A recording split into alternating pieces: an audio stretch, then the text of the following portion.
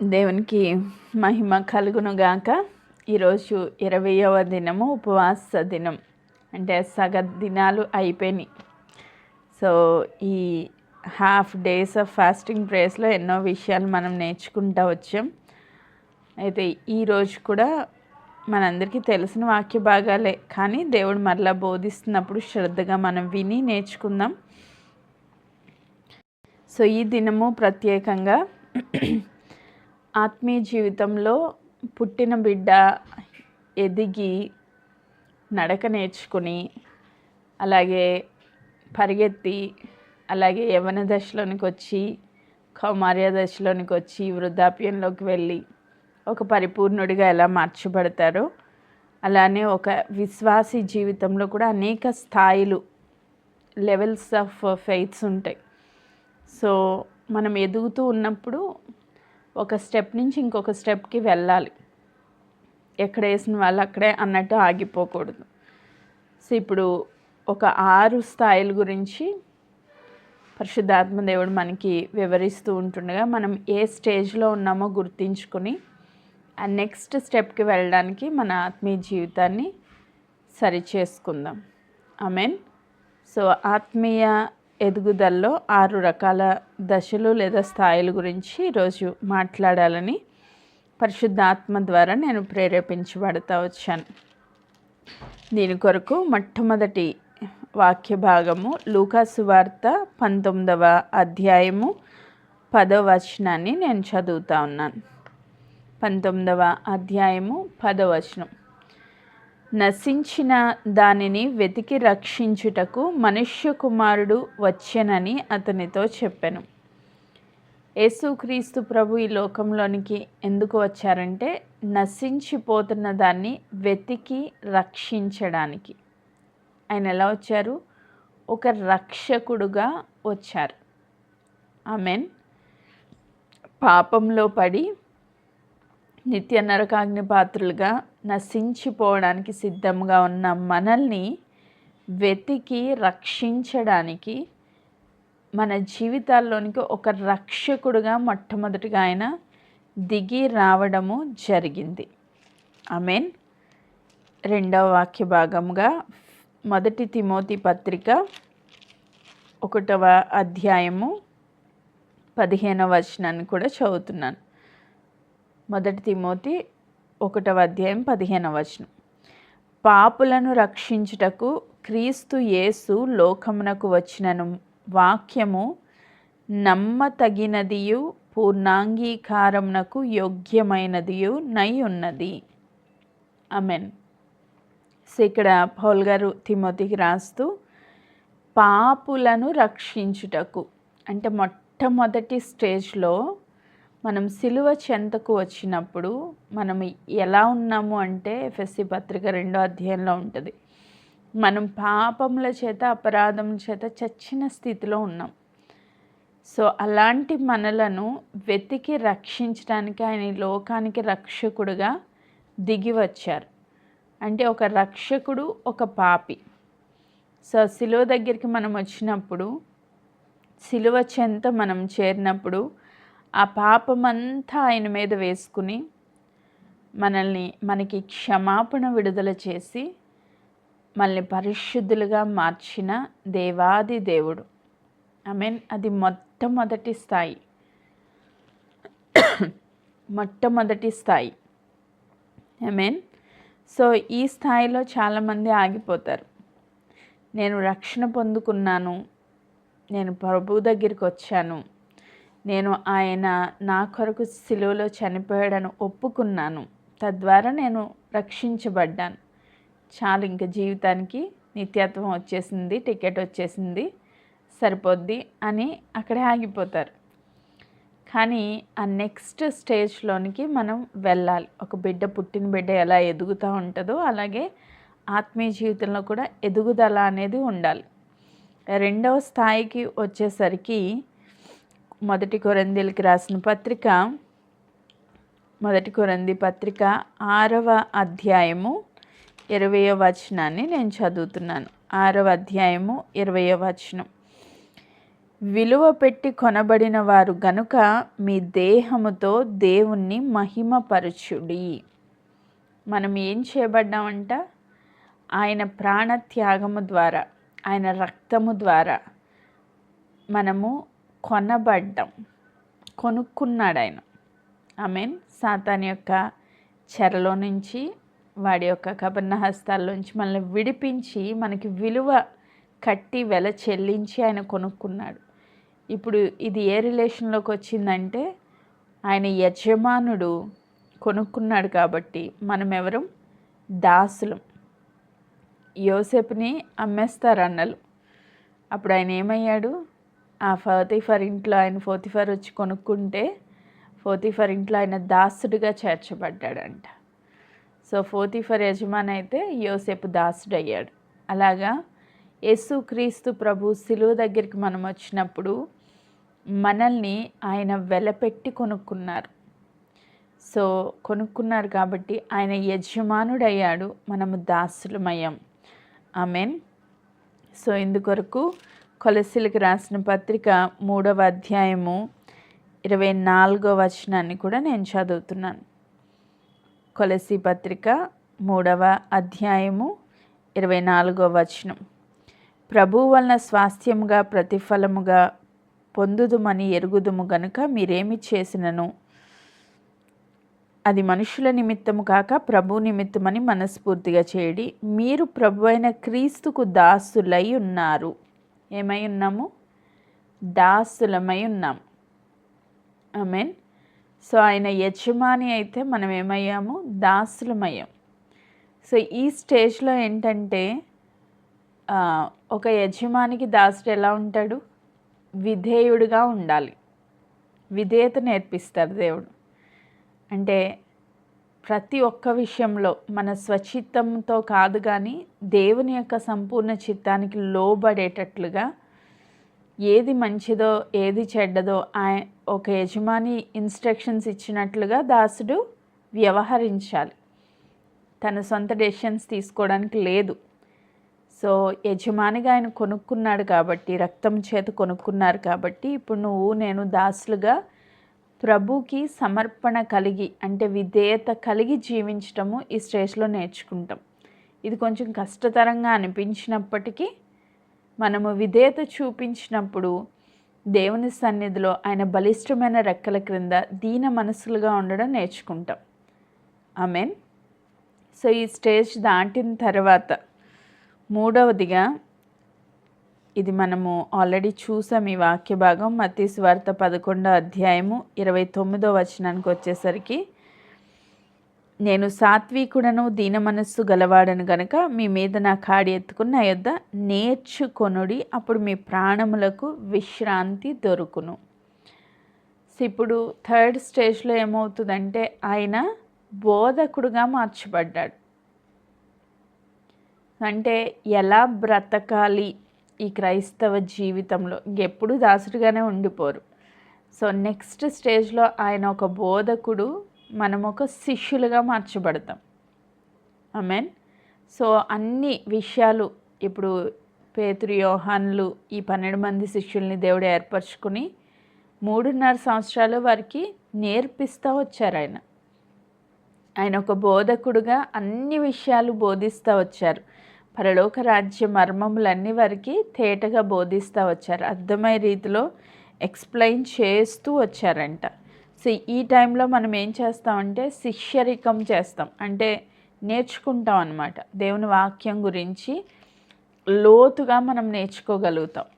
So దేవుని యొక్క విషయాలు, అంతకుముందు బైబిల్ చదివితే ఏదో క్లమ్జీగా అనిపిస్తుంది, ఏం అర్థం కాదు కదా. కానీ ఈ స్టేజ్కి వచ్చిన తర్వాత నువ్వు చదువుతున్న ప్రతి ఒక్కటి అర్థం చేసుకోగలుగుతావు. ఎందుకంటే పరిశుద్ధాత్ముడు నీకు బోధకుడుగా ఉంటాడనమాట. ఆయన బోధిస్తూ ఉంటాడు, నువ్వు వింటూ ఉంటావు. కాబట్టి ఖచ్చితంగా నువ్వు నేర్చుకుంటావు, నీకు అర్థం అవుతూ ఉంటుంది. ఇంకొక వాక్య భాగం చదువుతున్నాను. యోహాను సువార్త 8వ అధ్యాయము 31వ వచనాన్ని కూడా నేను చదువుతున్నాను. 8:31. కాబట్టి యేసు తనను నమ్మిన యూదులతో, మీరు నా వాక్యమందు నిలిచిన వారైతే నిజముగా నాకు శిష్యులై ఉండి సత్యమును గ్రహించెదరు, అప్పుడు సత్యం మిమ్మను స్వతంత్రులుగా చేయునని చెప్పగా. ఇప్పుడు వాక్యాన్ని దేవుడు బోధిస్తూ ఉన్నప్పుడు, వాక్యములో ఉన్న సత్యాన్ని మనం గ్రహించినప్పుడు మనం ఎలా మార్చబడతాం? శిష్యులుగా మార్చబడతాం. ప్రభు చెప్తారు, ఇవి అందరికీ కాదు, కేవలం మీకే అంటారు. పరలోక రాజ్య మర్మాలు ఉపమాన రీతిగా ఎందుకు బోధిస్తున్నారు ప్రభు అంటే, అది అందరికీ కాదు, మీకు మాత్రమే ప్రత్యేకంగా ఇవ్వబడ్డాయి. సో ఎవరైతే వినడానికి ఇష్టపడతారో, ఆత్మీయ చెవులు తెరుచుకుంటారో, మనోనేత్రాలు వెలిగించబడతాయో వారికి మాత్రమే అర్థమవుతాయి. సో మొట్టమొదటిగా ఆయన రక్షకుడు, మనము పాపులుగా వెళ్ళాము, పరిశుద్ధులుగా మార్చబడ్డాం, అక్కడ క్షమాపణ పొందుకున్నాం. రెండవదిగా ఆయన యజమానిగా మార్చబడ్డాడు, మనం దాసుడిగా మార్చబడి విధేయత నేర్చుకున్నాం. మూడవదిగా ఆయన బోధకుడిగా మార్చబడి ఆయన మనకి బోధిస్తూ పరిశుద్ధాత్మ దేవుని ప్రేరణలో వాక్యాన్ని తేటగా స్పష్టంగా సత్యంలో మనల్ని స్థాపించుతూ ఉన్నప్పుడు మనం స్వతంత్రులుగా మార్చబడి వాక్యపు లోతును నేర్చుకుంటూ వస్తూ ఉన్నాం. సో ఈ స్టేజ్ నుంచి ఇంకొంచెం మనం ముందుకెళ్తే మనము మొట్టమొదటిగా చూసాం యోహాను సువార్త 1వ అధ్యాయంలో, తన్ను ఎందరూ అంగీకరించెదరో వారందరికీ ఆయన పిల్లలగుటకు ఆయన అధికారం అనుగ్రహించారంట. ఆయన యందు విశ్వాసం ఉంచిన వారందరికీ ఆయన పిల్లలుగా మార్చబడటకు, అంటే ఒక రిలేషన్షిప్లోనికి వస్తాం, తండ్రి పిల్లల సంబంధం. సో ఈ బంధంలో ఏం నేర్చుకుంటామంటే, ఒక తండ్రి దగ్గర ఎలాంటి ప్రేమ మనం పొందుకుంటామో, ఆదరణ పొందుకుంటామో, పోషణ అనుభవిస్తామో, ఆ కంఫర్ట్ అలాంటిది తండ్రి దగ్గర నుంచి మనం పొందుకుంటాం. అంటే ఎప్పుడు ఆయన దాసుడుగా లేకపోతే శిష్యుడిగానే క్రమశిక్షణలోనే పెంచరు, ఆయన ప్రేమను కూడా అనుభవించేటట్లుగా చేస్తారు. ఈ రిలేషన్షిప్లోనికి వచ్చినప్పుడు స్వతంత్రంగా దేవుని దగ్గరికి వెళ్ళి ఎలా మొరపెడతాం? అబ్బా తండ్రి అని మొరపెడతాం.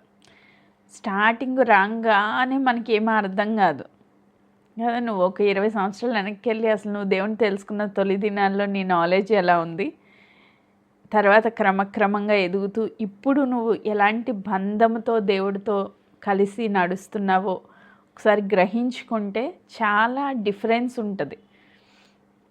సో ఎదుగుతా అసలు ఆయన ప్రేమ ఏంటి అన్నది మనం అర్థం చేసుకోగలిగితే నిజంగా మనం ఒక మంచి సంబంధాన్ని దేవుడితో కలిగి జీవించగలుగుతాం.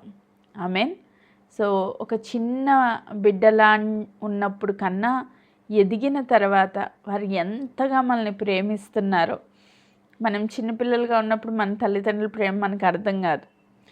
వాళ్ళు అది చేయకరా ఇది చేయకరా అని కోప్పడతా ఉంటే, క్రమశిక్షణలో పెడతా ఉంటే చాలా బాధ అనిపిస్తుంది మనకి కదా. ఇదేంటి అందరూ తల్లిదండ్రులా లేరు, నా తల్లిదండ్రులు ఎప్పుడు చూసినా కసురుకుంటూ ఉంటారు, తిడుతూ ఉంటారు, కొడతా ఉంటారు. అదే ఇప్పుడు పెళ్ళిళ్ళై మనకి పిల్లలు పుట్టిన తర్వాత మనకు అర్థమైంది, ఎక్స్పీరియన్స్ వచ్చింది కదా. ఓహో, అప్పుడు నా తల్లి అలా క్రమశిక్షణలో పెట్టకపోయింటే ఇప్పుడు నా జీవితం నాశనం అయ్యేది. కానీ నా తల్లి నన్ను ఎంత మంచిగా పెంచిందో, నా తండ్రి ఎంత క్రమశిక్షణ నేర్పించారో, అందుకే నా జీవితం ఎంత ఆశీర్వాదకరంగా ఉంది, వాళ్ళకిలా వీళ్ళకిలా లోకంలో ఉన్నవారిగా పాడైపోలేదు అని మనం తెలుసుకున్నాం. సో క్రమశిక్షణ చేస్తున్నప్పుడు కొంచెం బాధాకరంగా అనిపించినప్పటికీ నిజమైన ప్రేమలో ఉన్న ఆ శిక్షణ బోధన ఎదిగిన తర్వాత మనకు అర్థమైంది. సో అలా ఎదిగి ఆత్మీయంగా ఫలించినప్పుడు తండ్రి యొక్క ప్రేమను మనం అర్థం చేసుకోగలుగుతాం. అందుకే గలతీలకు రాసిన పత్రిక 4వ అధ్యాయము, గలతీ పత్రిక 4వ అధ్యాయము 6వ వచనాన్ని నేను చదువుతున్నాను. 6వ వచనాన్ని, మరియు మీరు కుమారులై ఉన్నందున నాయన తండ్రి అని మొర్రపెట్టు తన కుమారుని ఆత్మను దేవుడు మన హృదయములలోనికి పంపెను. కాబట్టి నీవిక దాసుడవు కావు, కుమారుడవే, కుమారుడవైతే దేవుని ద్వారా వారసుడవు. హల్లెలూయా. ఇప్పుడు దాసుడు స్టేజ్ నుంచి ఎక్కడికి వచ్చేసాం? కుమారుడు స్టేజ్కి వచ్చేసాం. ఇంకొంచెం ఎదిగితే వారసుడు స్టేజ్కి కూడా వెళ్తాం. హల్లెలూయా. తండ్రి వారసుడు. సో ఈ రిలేషన్లో మనం ప్రేమలో స్థాపించబడతాం. నాయన తండ్రి అంటే దేవునికి దగ్గరగా వచ్చి ఆయన ప్రేమను అనుభవించగలుగుతాం. ఆమేన్. సో ఈ స్టేజ్కి ఎదగాలి. ఎంతసేపు దేవుడు నేను ఆయన భక్తుడిని లేదా విశ్వాసిని అన్న స్టేజ్లోనే ఆగిపోకూడదు. లేదా ఆయన రక్షకుడు నేను పాపిని అన్న స్టేజ్లో ఆగిపోకూడదు. లేక యజమాని నేను దాసుని ఆ స్టేజ్లోనే ఆగిపోవద్దు. నెక్స్ట్ ఎదగాలి అంటే ఇంకా దేవునికి దగ్గరగా రావాలి. అలా ఎవరైతే దగ్గరగా వస్తారో నిత్యముగా ఆయన ప్రేమను రుచి చూచి తెలుసుకుంటాం మనం. అప్పుడు ఆయన బిడ్డగానే కాదు ఆయన వారసుడిగా కూడా మనము మార్చబడతాం. ఇప్పుడు పిల్లలకి అన్ని సీక్రెట్స్ చెప్తామా మనం? చెప్పం. వారసులైతే అంటే పెద్దవారు అయిన తర్వాత మనకున్న ఆస్తులు ఏమేమి ఉన్నాయి, ఎంతెంత ఉన్నాయి, ఎక్కడెక్కడ ఉన్నాయి అన్నీ కూర్చోబెట్టి చెప్తారు. ఎందుకంటే వారసుడు అయ్యాడంటే ఎదిగాడు కాబట్టి వాళ్ళకి తెలియాలి కాబట్టి. అట్లా దేవుని సన్నిధిలో ఎదుగుతూ ఉన్నప్పుడు అనేక విషయాలు దేవుడు మనకి బోధిస్తూ వస్తారు. సో అవన్నీ మనం తెలుసుకోగలుగుతాం. మనకి జ్ఞానం పెరుగుతూ ఉంటుంది. సో అలా ఎదుగుతూ ఉండాలి ఆత్మీయ జీవితంలో. నెక్స్ట్ 5వ స్టేజ్లోకి వచ్చేసరికి ఒక యోహాను సువార్త 15వ అధ్యాయము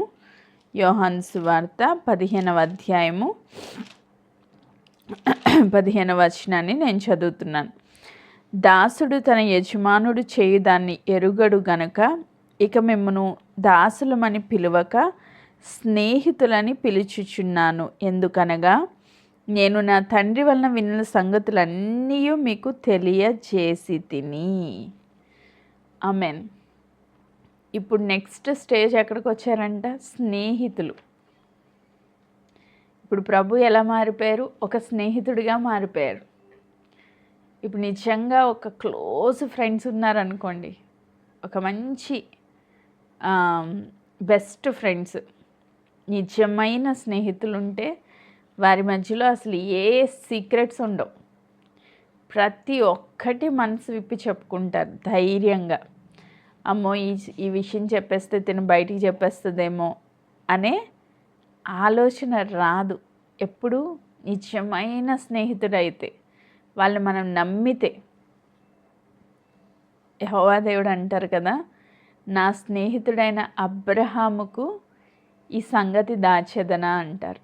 అంటే ఆయన స్నేహితుడిగా భావించారు కాబట్టి లోతు ఉన్న ప్రాంతాన్ని నాశనం చేయడానికి వెళ్తూ ఆ సంగతి అబ్రహాంకి చెప్పకపోతే, రేపొద్దున అది చెప్పకుండా ఒకవేళ ఆ డెసిషన్ దేవుడు తీసుకుంటే అడగడానికి అబ్రహాంకి ఏ విధమైన రైట్ లేదు. ఆయన దేవుడు కాబట్టి ఏమైనా చేయొచ్చు. కానీ ఇక్కడ ఏ రిలేషన్ అడ్డుపడుతుంది? స్నేహితుడు కాబట్టి చెప్పకపోతే బాధపడతాడేమో, అంతేనా? స్నేహితులతో చెప్పకుండా ఏ పని మనం చెయ్యం, ఖచ్చితంగా చెప్తాం నిజమైన స్నేహితులైతే. అందుకే అబ్రహాం దగ్గరికి వెళ్ళి లోతు గురించి ఆ సొదొమ పట్టణాన్ని నాశనం చేయబోతున్న సంగతి ముందుగానే దేవుడు అబ్రహాముకి బయలుపరిచారు. ఆమేన్. అంటే ఆ స్టేజ్కి వస్తే ఎలా ఉంటుందంటే, ప్రతి మర్మాన్ని నీ జీవితంలో ఏం జరుగుతుందో ముందే దేవుడు నీకు బయలుపరుస్తారు. లేకపోతే ఇతరుల జీవితాల్లో కూడా ఏం జరగబోతుందో, ఏం జరుగుతుందో దేవుడు నీకు చెప్పాలనుకున్న విషయాలన్నీ హ్యాపీగా చెప్తూ ఉంటారు. నీ పని ఏంటి? వినడము ప్లస్ దేవుని సన్నిధిలో వారి కొరకు విజ్ఞాపన చేయడం. సో అబ్రహాం ఏం చేశారు? భలే విషయం చెప్పారు దేవుడు అని సంతోషించలేదు. లోతు కోసం విజ్ఞాపన చేసినట్లుగా ఆ భయంకరమైన ఉగ్రత నుంచి లోతు కుటుంబాన్ని కాపాడినట్లుగా మనం చూస్తాం. ఆమేన్. ఇక్కడ యోహాను భక్తుడు, రొమ్మున ఆనుకున్న వ్యక్తి, చాలా ప్రియమైన శిష్యుడు. ఆయనకి మొత్తం ఈ ప్రపంచంలో ఏం జరగబోతుందో, భవిష్యత్తు ఎలా ఉండబోతుందో, ఆ పద్మాస్ దీపంలో ఒంటరిగా పడేస్తే ఆ ఒంటరిగా ఉన్న వ్యక్తి దగ్గరికి వెళ్ళి నిజమైన స్నేహితుడైన ఆ యోహానికి ప్రకటన గ్రంథ ప్రత్యక్షతను, ఆ మర్మములన్నింటినీ దేవుడు బయలుపరిచారంట. హల్లెలూయా. ఈరోజు మన భవిష్యత్తు ఏంటి అర్థం కావట్లేదా? ముందుగా నువ్వు స్నేహితుడు అనే రిలేషన్షిప్లోనికి దేవునితో వస్తే నీకు అన్నీ దేవుడు బయలుపరుస్తారు. హల్లెలూయా. భవిష్యత్తు ఏం జరగబోతుందో తెలిసిపోయింది అనుకోండి ముందే, మనకి టెన్షన్ ఉంటుందా? ఉండదు. ఏం జరుగుతుందో క్లియర్గా దేవుడు చెప్పినప్పుడు భయపడాల్సిన అవసరం లేదు. ఏం తెలియని వాళ్ళకే భయం ఎక్కువగా ఉంటుంది. అవుతుందో అవ్వదో, జరుగుతుందో జరగదో, దేవుడు ఎలాంటి టర్నింగ్ తీసుకుంటారో నా లైఫ్లో, భవిష్యత్తు ఎలా ఉండబోతుందో, ఈ భయాలు ఈ ఆందోళనలన్నీ ఎప్పుడు వస్తాయంటే ఏమీ అర్థం కానప్పుడు వస్తాయి. అదే నీ భవిష్యత్తు ఎలా ఉండబోతుందో దేవుడు క్లియర్గా నీకు ఎక్స్ప్లెయిన్ చేస్తారు. అలా ఎక్స్ప్లెయిన్ చేసినప్పుడు నీకు భయం ఉండదు. దాని ప్లేస్లో ఏమొస్తుంది అంటే సంతోషం వస్తుంది. ఎందుకంటే పొందుకోబోయేది ముందే తెలిసిపోయింది కదా. సో నువ్వు దాని గురించి నిరీక్షణతో ఎదురు చూస్తావు. తద్వారా నువ్వు సంతోషించగలుగుతావు దేవుని సన్నిధిలో. ఆయన కృతజ్ఞతతో స్తుతిస్తూ ఉంటావు ఎల్లప్పుడూ. ఆమేన్. సో భయము, యాంగ్జైటీ ఇలాంటి ప్రాబ్లమ్స్ మనము పెంచుకోవాల్సిన అవసరం లేదు. ఎప్పుడు నువ్వు దేవునికి స్నేహితుడుగా మార్చబడినప్పుడు. ఆమేన్. సో దేవుని సన్నిధిలోనికి ఈ స్టేజ్కి మనం ఎదగాలి. అంటే సిలువ దగ్గరికి రాగానే స్నేహితులు అయిపోతారా? మేబీ ఆత్మలో దేవుడు చేశారు, కానీ మనము ఆ స్థాయికి ఆలోచించేటట్లు మన హృదయాలను మార్చుకోవాలి. అందుకే మీ మనస్సు మారి రూపాంతరం చెందినప్పుడు మీరు దేవుని స్వరూపంలోనికి మార్చబడతారని వాక్యం సెలవిస్తుంది. రూపాంతరము చెందాలి. ఎప్పటికప్పుడు మన స్టేజెస్ మారుతూ ఉండాలి. ఒకే స్టేజ్లో ఆగిపోవద్దు. ముందుకు వెళ్ళాలి, ఎదగాలి. ఒక సంవత్సరానికి ఇంకొక సంవత్సరానికి మహిమలో నుంచి అధిక మహిమలోనికి వెళ్ళాలి. 40 days ఫాస్టింగ్ ప్రేయర్స్ చేసేస్తున్నారు, అందరూ చేసేస్తున్నారు, మనం చేసేస్తున్నాం. చేయడం వల్ల ఏంటి యూజ్? ఏం మారింది మన జీవితంలో? ఏ స్టేజ్లో ఆగిపోయాం, లేకపోతే ఏ స్టేజ్కి ఎదిగాం? మనము గుర్తించాలి. ఆమేన్.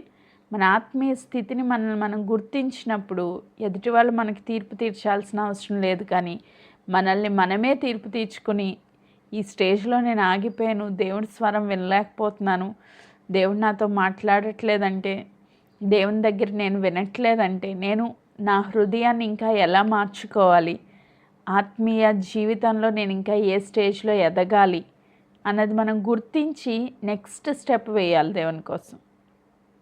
ఆమేన్.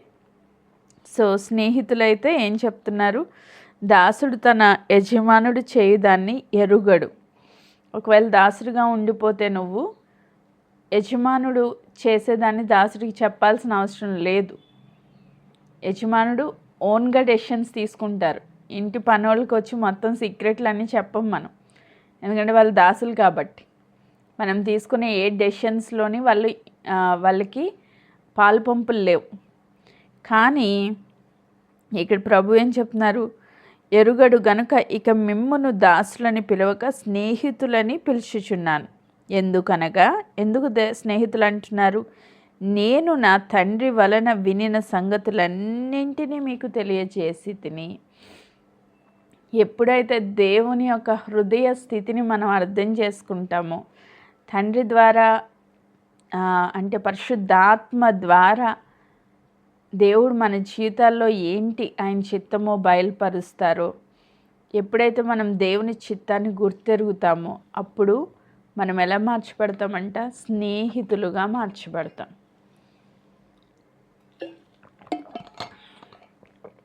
ఆమేన్. Praise God. సో ఈ స్టేజ్కి ప్రతి ఒక్కరూ ఎదగాలి.